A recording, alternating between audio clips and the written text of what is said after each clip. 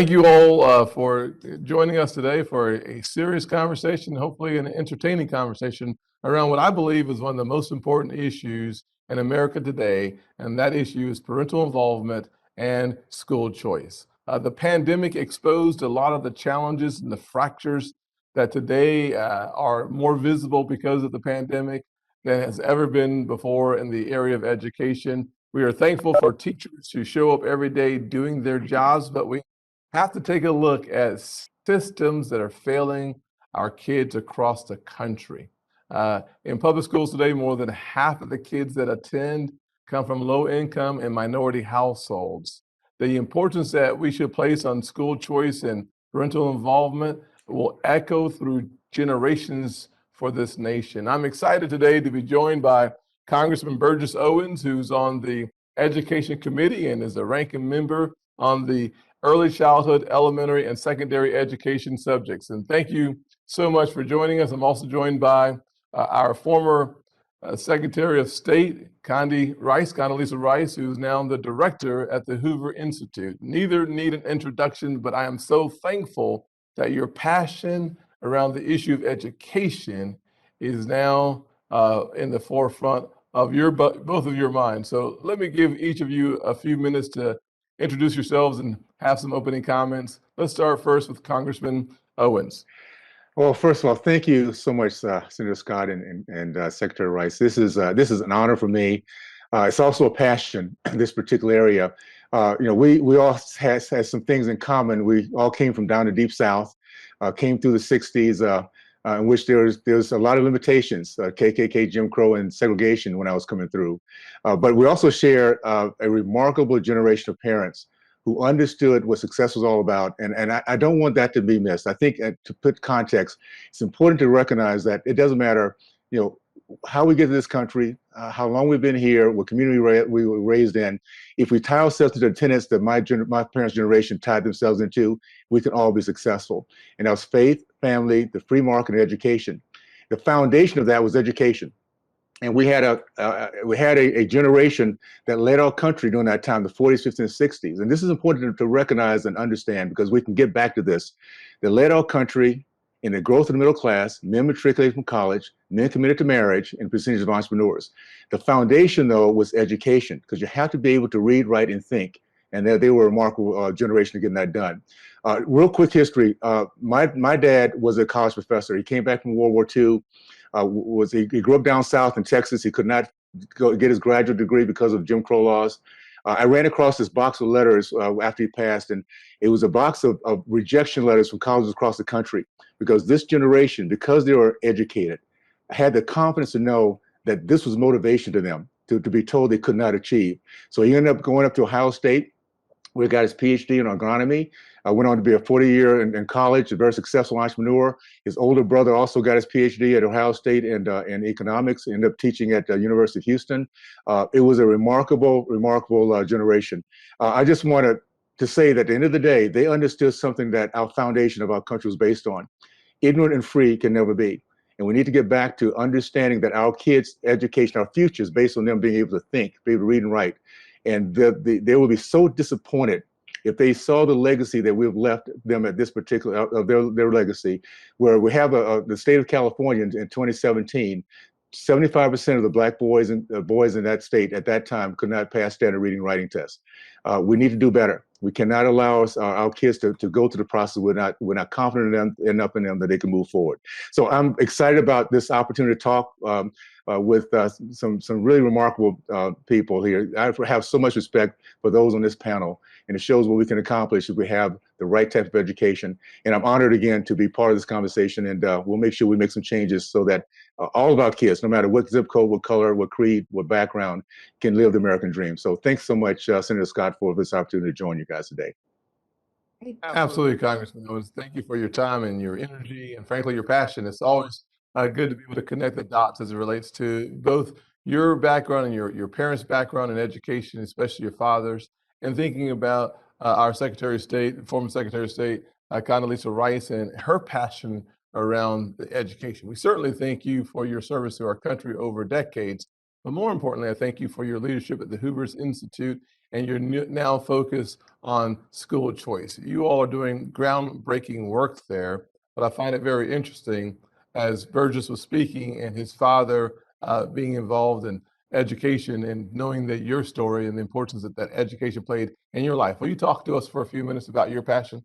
Of course. And first of all, let me thank you, Burgess, Congressman, and Senator Scott, for your dedication to this, because you have a megaphone to remind people that education is the core value of this country in order to allow people to realize the American dream.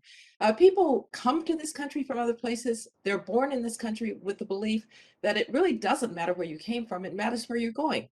But that can't be true if you don't have a high quality education. And my family too, like that of Burgess's, was a family for which it was faith, family, education. It was the belief that if you were educated, even if you were growing up in segregated Birmingham, Alabama, as I did, that they couldn't stop you from achieving your dreams. And so you had to be twice as good, you had to work twice as hard.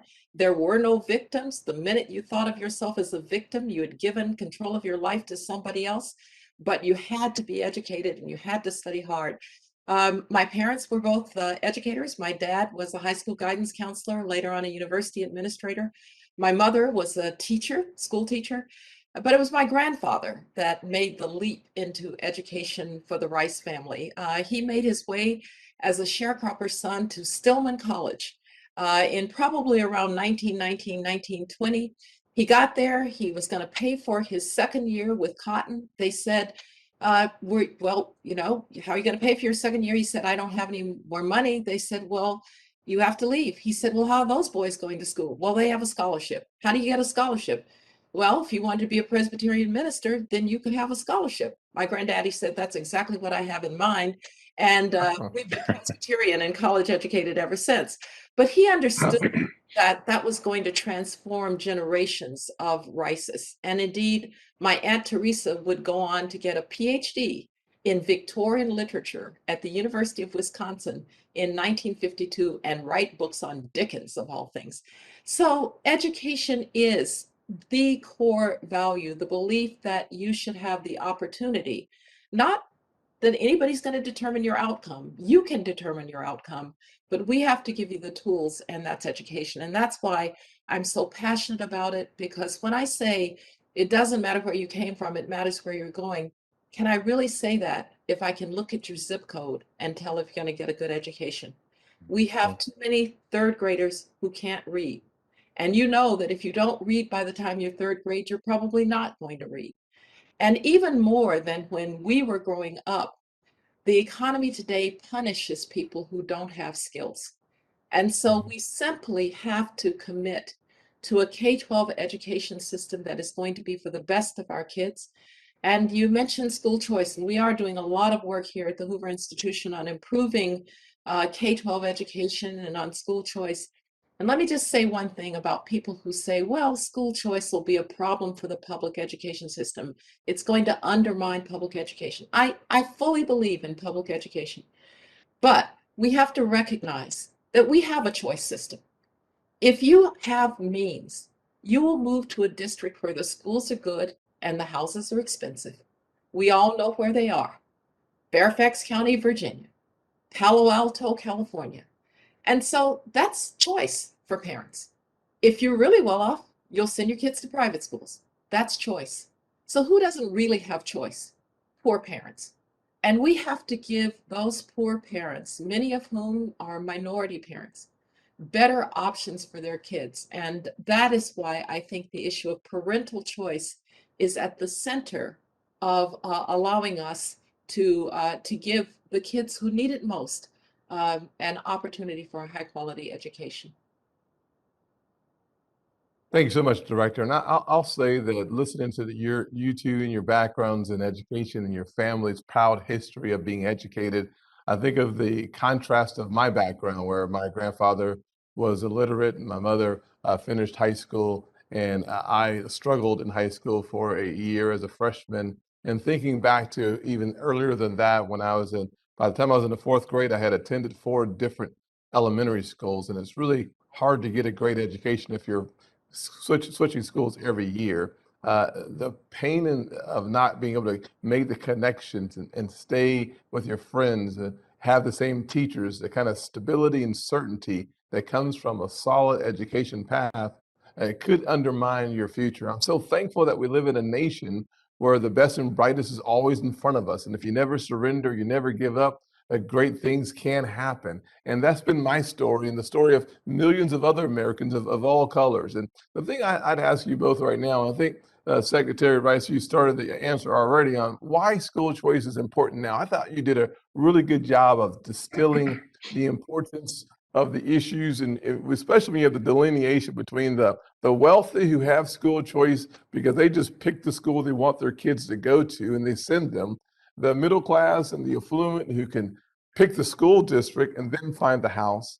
But for the working class person working day paycheck to paycheck, every day, having long hours with lower pay, you don't have the same options for your kids. And the only folks, it seems like to me in America, who does not have a path to school choice are working class parents. And one of the reasons why today 80% of working class people support school choice, 76% of Hispanics support school choice, and one of the highest numbers ever recorded in history, 73% of African American parents support some form of school choice.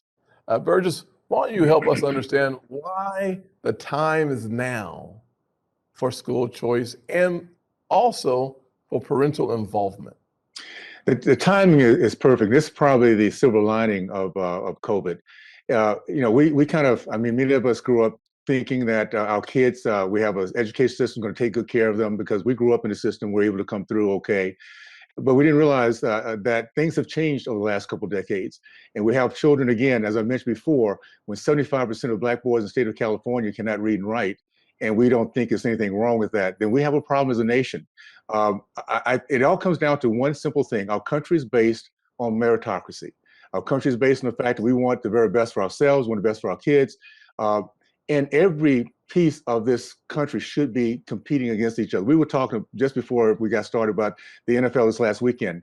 It was such a great weekend because we saw so much professional competition and at the highest level. Well, our school system should not think that just because they are public school system that they are entitled to have our kids.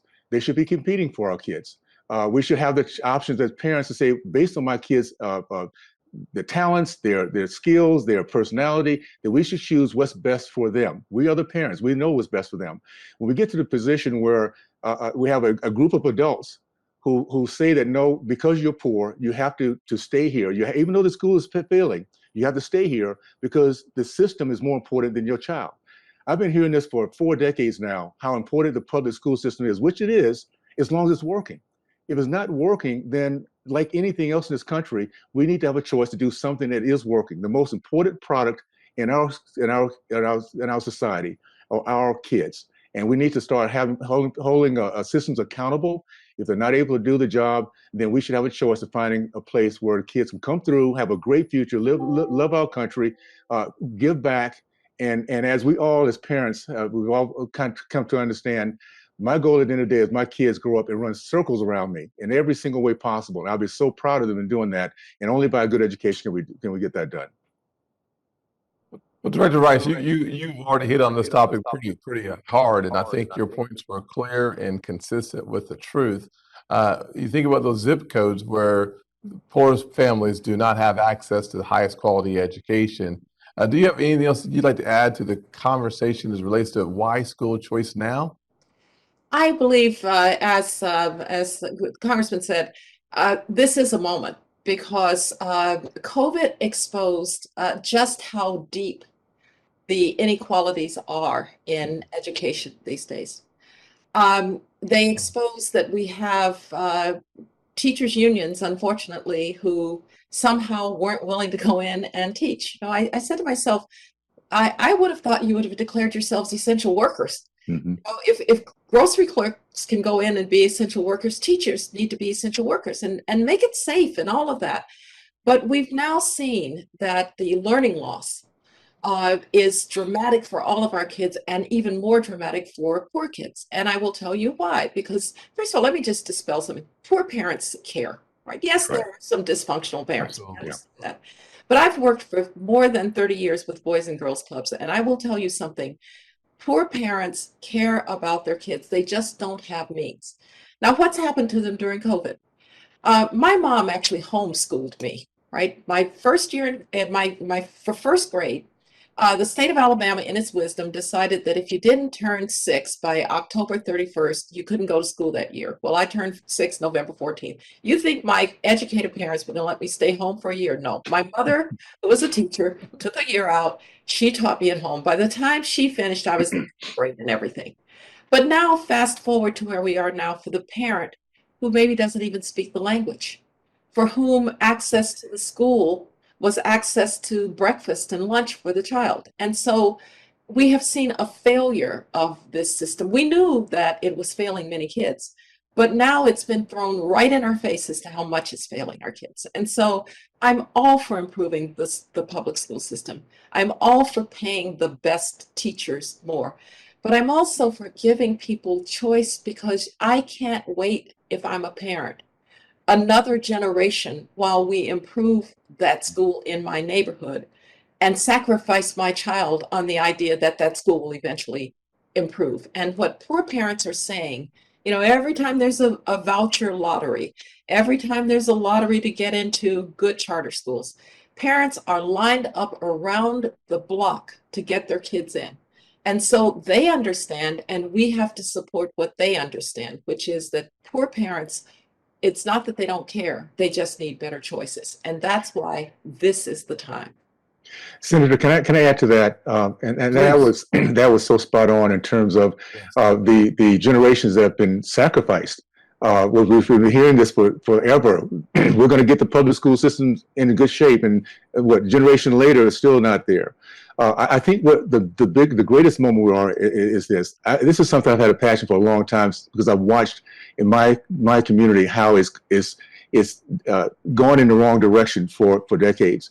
But what we have is we've had in the past good people across our country who's sympathetic for those who are at risk. They want to help in some way, but it's a sympathy piece. Well, now we're actually with empathy. We realize that parents that in the past, because their zip code had choices, realize they don't have choices either. So all of a sudden, that connection of what my race has been dealing with, our race has been dealing with, is now felt by every other culture and race and zip code. And now is our moment to start having these conversations. I think choice is going to be the top on agenda in the coming years, because we all recognize our children have been at risk for a long time, and we now need to correct it. Well, let me just pick up right there, Burgess and Condi, as it relates to the importance of parental involvement. And one of the things that you were talking about there, Condi, was the importance of learning loss, and how parents are now seeing that learning loss is making it far more difficult for their child to get back on track. And frankly, when you think about going beyond learning loss, it's a sense of isolation that so many kids feel is a part of their lives now, and that's not good. I know that you served and have a passion around the Boys and Girls Club. And yesterday, during a parent panel, one of the parents, Denise, was talking about her involvement in starting mentoring programs. And I asked her, I said, what are your mentees saying? And they're talking about how this feeling of isolation and separation from their peers and the inconsistency of their schedule really does have an impact on their mental acuity, their ability to function at a high level. That's the passion of all three of us, having been mentors ourselves and having mentees.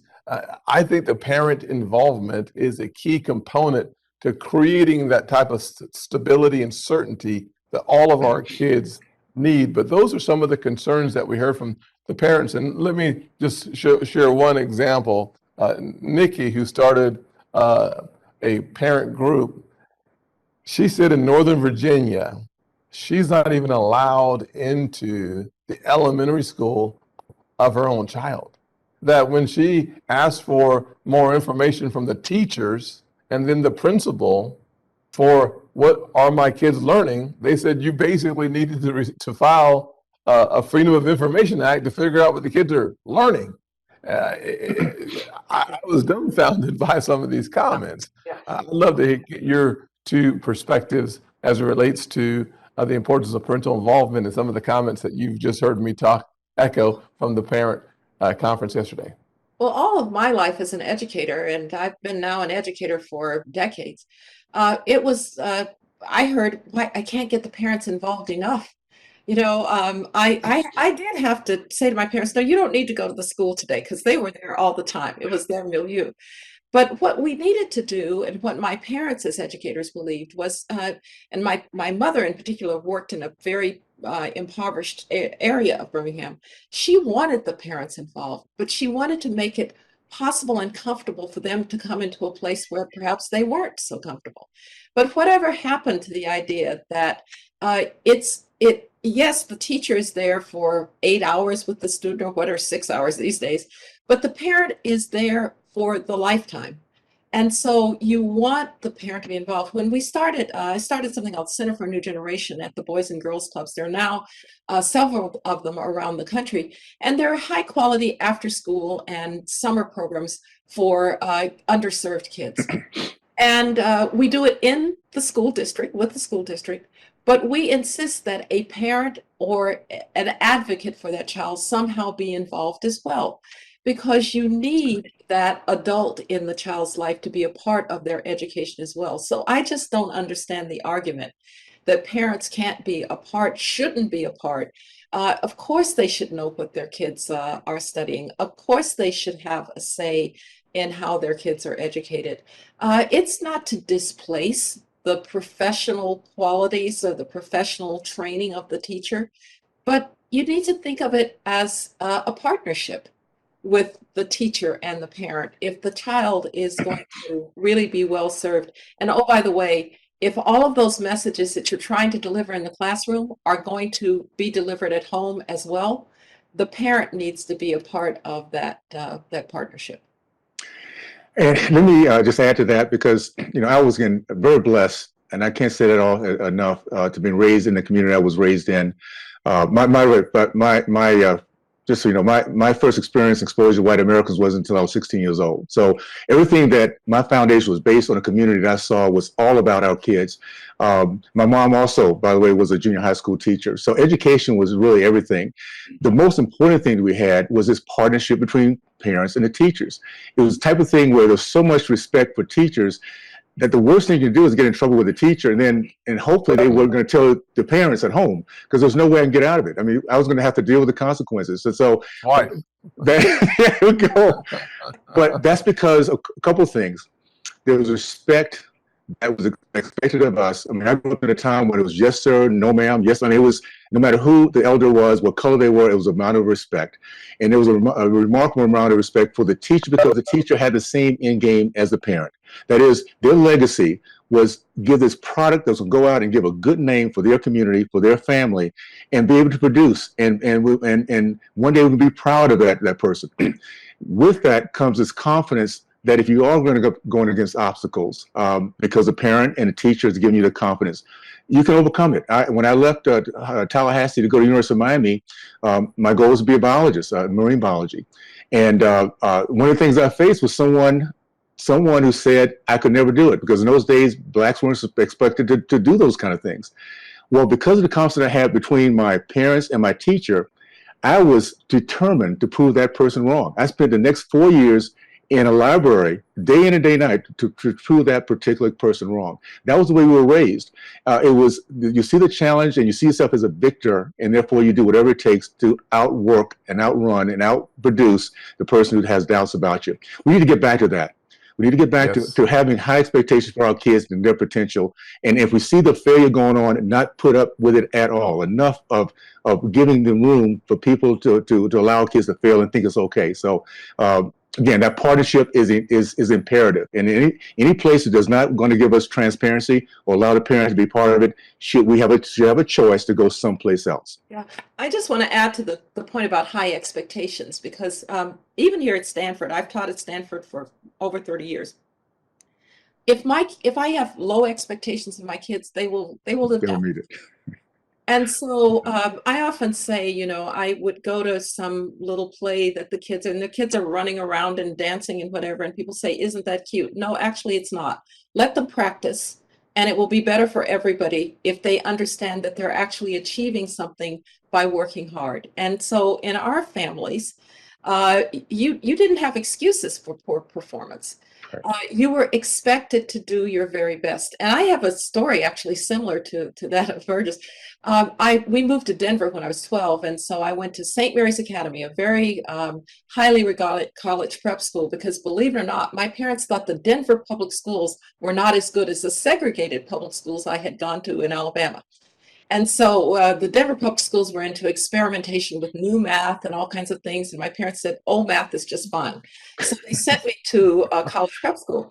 I took the preliminary SATs, but I was very young. I was only 12 when I started ninth grade. And so I didn't do very well. And the high school guidance counselor said to me, well, you may just not be college material. I went home laughing and said this to my parents.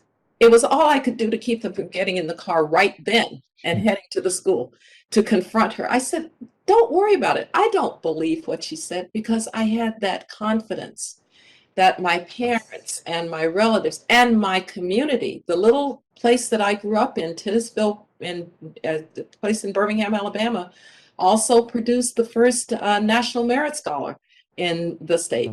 Also produced a woman who became a governor of the IMF, first Black woman deputy governor of the IMF. The person who would go on to become the president of the University of Maryland, Baltimore County, Freeman Rabowski, who has trained more Black PhDs than any place in the country in STEM, lived right around the corner from me in segregated Birmingham, Alabama.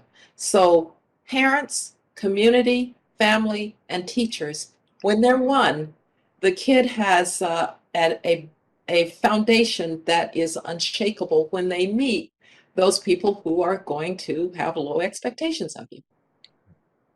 Well, that is a powerful story, and I love the list of successes that come from one small community in segregated Alabama. That just tells me that the best is yet to come. If we can coordinate, collaborate, and fuse our efforts together, we can make sure that more stories come from more parts of this nation than we had in the past. We should have more in the future. And I'll say, Burgess, we need to work harder on some legislation to make sure that the dreams that we're talking about today are realities tomorrow, because it sounds like they were yesterday, so they need to be tomorrow as well. So I know that I've been working on legislation from the School Choice Now, where I make sure that your pre-pandemic education course is cemented for your future in spite of the pandemic. I know that you have tackled a number of initiatives around education and choice. You want to share one or two with us? I do, and thanks again for that. I'll say this. This topic we're having right now is the new civil rights. This is something, and the good thing is that it's just not a color thing. It's not just a culture. It's literally across our country, because we are competing against the rest of the world. And our kids are the very best if we give them an opportunity. They understand freedom. They understand vision. So this is a great conversation. Again, I want to thank you again for allowing me to be part of it. There's a Education, Freedom, Scholarship, and Opportunity Act that I've actually introduced. And Senator Scott, I want to thank you for being a co-sponsor on a like bill in the Senate. That was presented by Ted Cruz. Basically, what it does, it allows for federal write-offs for those who donate for individuals and companies that donate for at-risk kids. And it's something that the states will have to opt into if they want to do that. So it's still a state-driven process.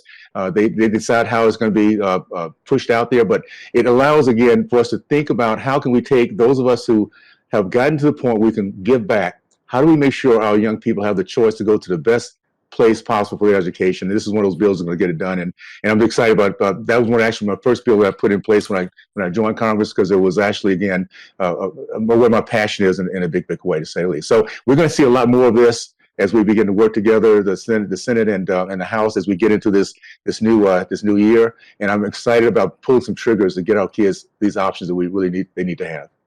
Well, Burgess, you just raised a really important point. And Connie, I'd love to hear your comments on this too, because all across the country, there are businesses who want to invest in the education of our most marginalized citizens, literally giving them the incentive of a tax credit, maybe up to $5 or $10 billion nationwide, not for one business, but for all businesses, is part of the startup that we've been seeing around the Congress, looking for ways to get businesses more involved. And when you look at states that have education savings accounts, if you had businesses able to contribute to, let's say, for Title I schools, I mean, this would be a breakthrough opportunity to solve that zip code problem that you talked about earlier, Conde. And I know that my next question for you will be around the Hoover Institute's focus on school choice and parental involvement. But I do think that this is a great opportunity for us to get more businesses involved in the education structure and strength in their local communities. I think it's a very important point because one of the things that the United States has going for it that so many countries don't is what I'll call civil society. It means that the government doesn't have to do everything. The government just has to make it possible to do everything. And when you think about civil society, you think about the non-governmental organizations that are working and fighting for school choice and fighting for a good quality education for kids. But you also think of the business community that actually has a self-interest in making sure that there is an educated workforce. Right. And I like the fact, I myself is somebody who believed the founding fathers got it right, to put most of the power in the states. And so when you look at states that can opt in, and they have reasons to have high quality education because you cannot attract businesses to a state where there isn't a workforce that is prepared. And so businesses have a self-interest in creating the workforce and indeed the workforce of the future. That means the workforce that can not just read and write, but can do STEM activities as well.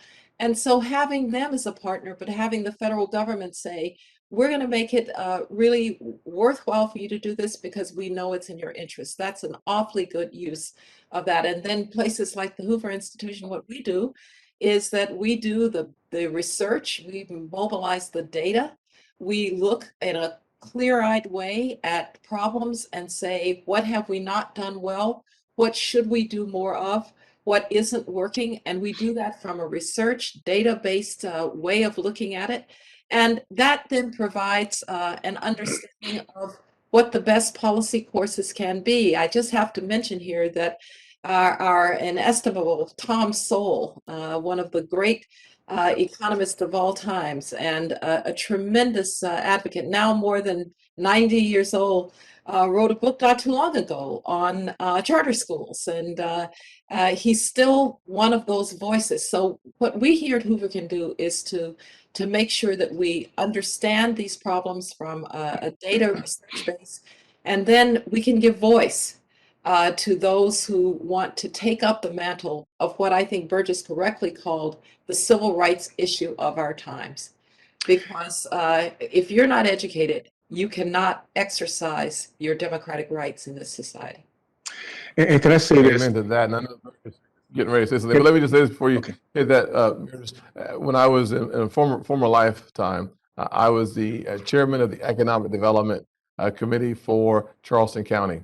And one of the things that we faced on an ongoing basis at that point in time, we still do today, I'm sure, is companies would be prospecting and they would ask about the education system and the ability of the students to be the workforce of the future. So I think you were spot on when you were talking about the importance of education as it relates to our business community. And when you talked about that civil society's responsibility may be more important than the government trying to do everything. Let the civil society do everything and let the government set the rules of the roads. Thank you, Burgess. Go right ahead. And just to kind of add on to what Dr. Rice said, our founders got it right. We're a nation. Actually, believe it or not, we thrive on contrast once we see it. Here we are, we're talking, or we all have different platforms. We're talking, though, as we the people, about a solution that we now understand is a problem. We've gone for so many decades really not understanding what was happening to our kids and the direction we were heading off to. Now, all of a sudden, just like Pearl Harbor or 9/11, we wake up one day and say, you know, we have an issue. And no matter what side of the aisle we sit on, Democrats, Independents, or Republicans, we all love our kids. We all want a greater future. So we're coming up with solutions now that we just would not have had if we had not gone through some really tough times. And my confidence is the American people, once we know we're fighting together, we just win. As Al Davis used to say, Condi, we just win, baby. and and that's who we are. So I'm thankful that we now have panels like this across this country, parents getting off the sideline, to get on the field, and we're going to get this thing accomplished because we do care about our kids, and we're the innovative nation. That's who we are. We'll come up with the right solution to make our kids, sure our kids have a great future. If I may just say one final point, and that's about the national security perspective. As you know, that's really what I did for a living, was national security. There is no more important issue for us in terms of our national security than to educate our people, both for our internal cohesion and for our competitiveness abroad. We need to recognize that other countries out there are educating their kids, and they're educating to very high levels.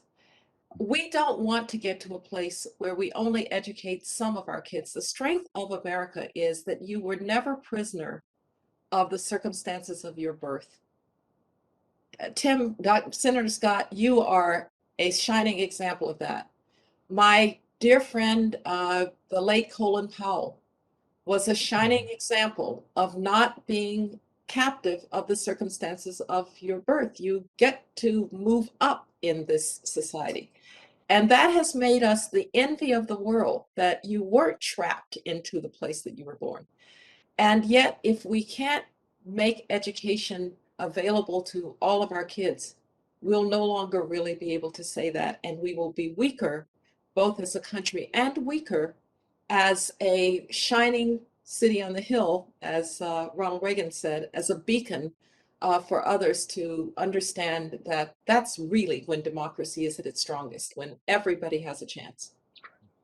That is so powerful. Thank you both for taking the time and making the investment of your energy and your expertise to help us appreciate the importance of school choice. I was down here taking quick notes as quick as possible, but one of the things that I'd like to wrap this up with a couple of thoughts from both of you. I think Burgess said that sympathy has become empathy because all communities across this country now understand and appreciate the importance of parental involvement and school choice. It's when we feel sympathy for others, we want to be charitable. When we feel empathy for others, we want to invest. And that's what I feel like our parents across this country are saying. They want to invest not only in the education infrastructure of this country for their kids, but for all kids, because they now see how bad it is across the country and how much potential, frankly, there still is in a number of really important areas of the country. And I think it was Condi who said, ignorant and free cannot be. That should be the theme of school choice and parental involvement. You cannot be ignorant and free. It just cannot be. And as we move forward in this conversation, as we head to, frankly, Black History Month, if there is an issue that should be of paramount importance during this month of celebration, let's focus our time on the number one civil rights issue our nation faces today, and that's education.